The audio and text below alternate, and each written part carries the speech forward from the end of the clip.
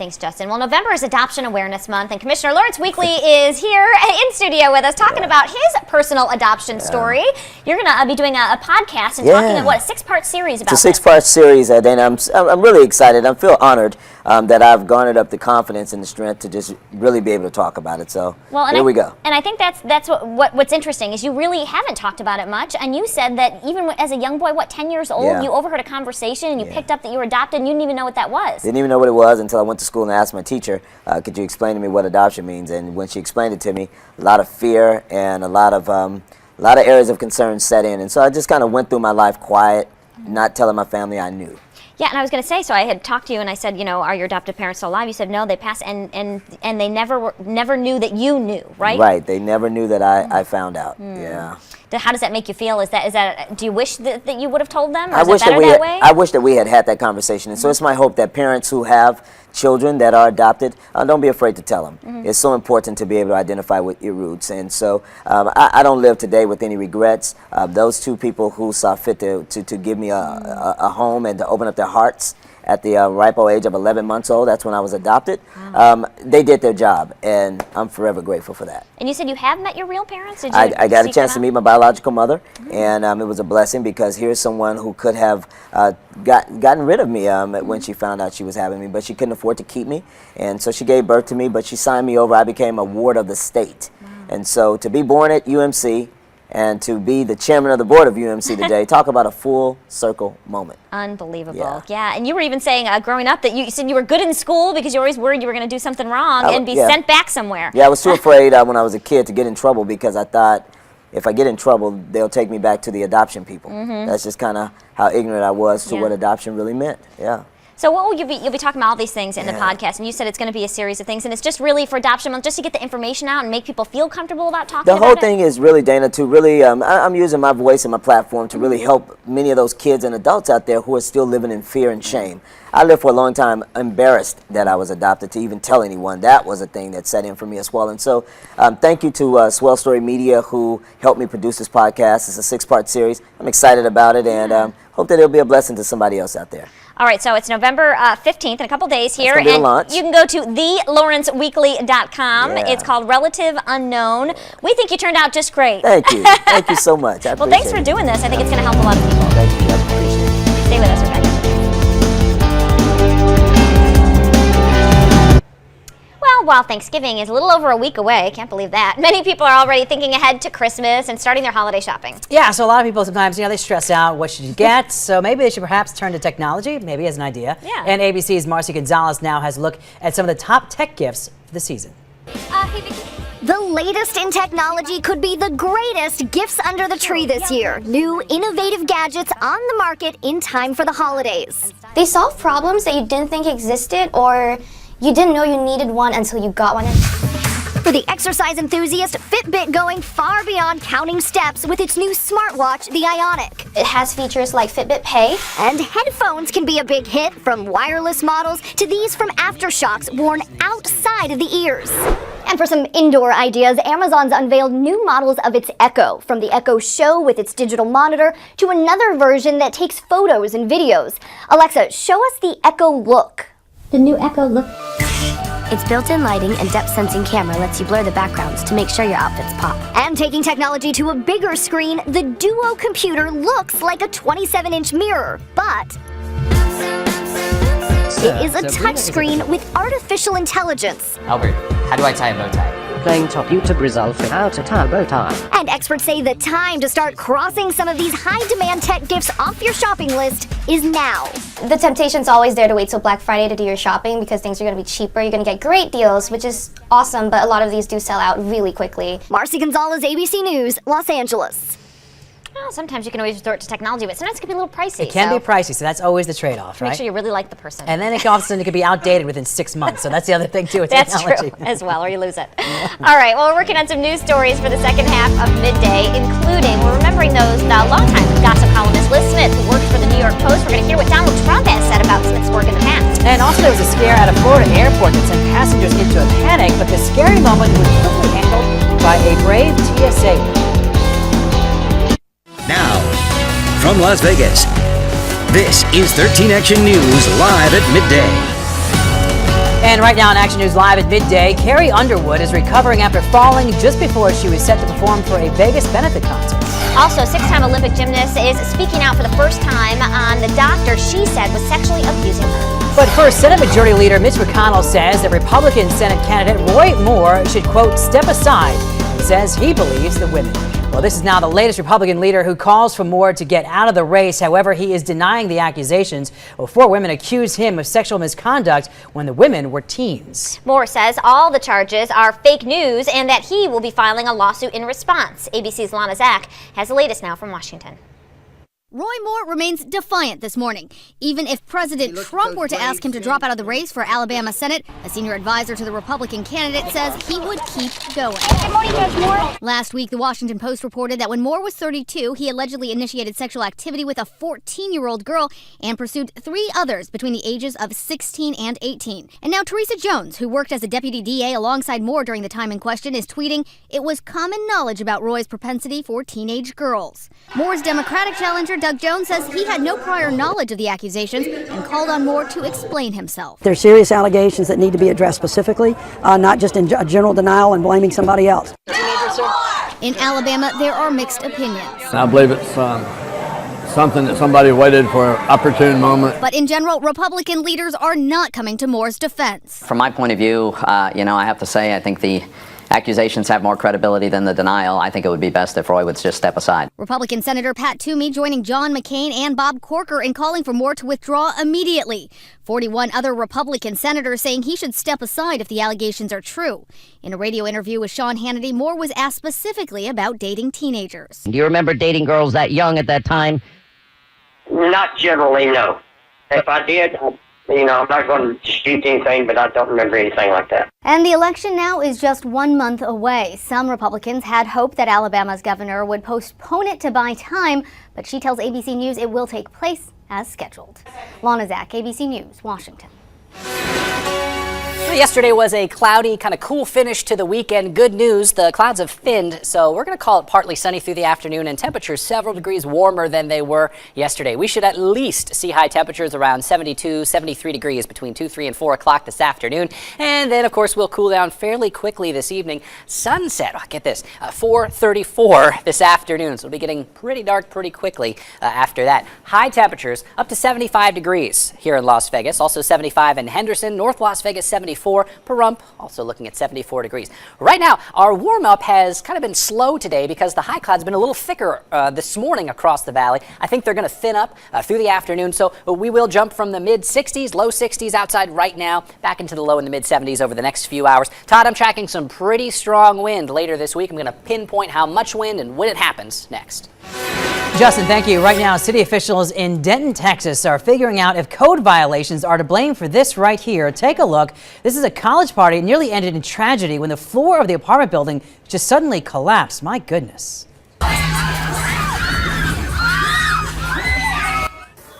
Well, several people endured a terrifying drop into the apartment below. The party was a homecoming celebration at the University of North Texas. Witnesses say that party goers were jumping up and down when that floor just crumbled. Luckily, there were only minor injuries. More accusations in the sexual abuse scandal rocking USA Gymnastics. Now, 6-time Olympic medalist Aly Raisman has come forward. And so she is joining some 125 other women who are now accusing the former U.S. women's gymnastics team doctor Larry Nassar of repeated sexual abuse. And ABC's Maggie Rulli has the latest. 6-time Olympic medalist Aly Raisman says it's time for her to speak out. Society sometimes makes it hard for people to come forward because you always have people that victim shame, which we have to stop that because it's awful. This morning, she shares her story of sexual abuse with the Today Show, accusing the former U.S. women's gymnastics team doctor Larry Nassar of repeated sexual abuse, starting when she was just 15. Adding to the growing list of more than 125 women who now say they are also victims. I just thought he was weird, and I want people to know that I really didn't know it was happening to me. You know, he was a doctor, and he told me that his treatment would help heal all of my injuries, and I was so young. I had never really worked with another, doctor or trainer before, and everyone said he was the best. In 2016, Raisman was getting ready to head to the games in Rio, where she would eventually make history as part of the Final Five. Investigators started to ask her questions about Nassar's behavior. It was only then Raisman realized something was wrong. These monsters are so good at manipulating you, so you're so brainwashed to think. I thought he was so nice. Nasser is currently in prison after pleading guilty to possessing child pornography, but he denies the charges from these women and says he never sexually assaulted underage girls. Speaking to 60 Minutes, Raithman's family urges other parents to learn from their story. Sit down with your kids and explain to them that predators aren't just strangers. Now the spotlight's on USA Gymnastics. In the wake of the scandal, they've replaced the group's president and say they want to work with Aly Raisman and other athletes to make sure they're safe. Maggie Bruley, ABC News, New York.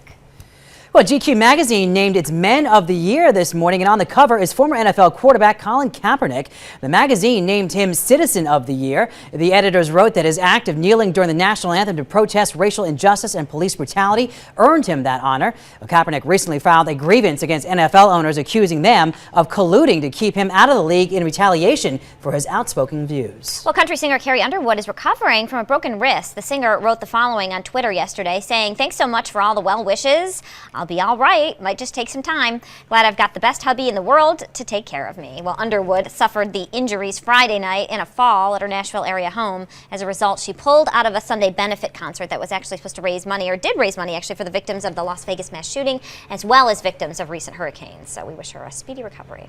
Well, now to the passing of gossip legend columnist Liz Smith. She has died at age 94. Right. Well, Liz, of course, chronicled the lives of the rich and famous for decades in New York's tabloids, including now President Donald Trump. She worked for the Daily News as a gossip columnist. Liz was an insider, becoming a legend like the people she wrote about. Liz has been fair. I can understand why she's been on Ivana's side. Ivana's a good woman. He wrote me a letter the other day saying, "Liz, you crucified me for a whole year, but you're terrific." Well, Liz Smith died Sunday at the age of 94. Well, in today's Healthy Living Report, a stranger is more likely to give a man CPR than a woman, and that's according to a new study. The study found people gave strange men CPR for cardiac arrest in public 45% of the time. That number was 39% for women. Experts say their best guess is that people are kind of reluctant to take a woman's shirt off, touch her chest, even if it does save her life. A little bit more cautious, so just a difference there of about 6%. All right, well, how about this? Instead of adding fries to your next fast food order, you might want to consider just adding a second burger instead. Well, dietitian Emily Field says the additional burger will tack on roughly the same amount of calories, but with a whole lot more protein. So she shared this with Business Insider. Well, Field believes that this approach is better because it balances fat, carbs, and protein rather than just ingesting the empty calories from fries alone. Okay, 2 burgers instead of fries. Okay, then take a big nap.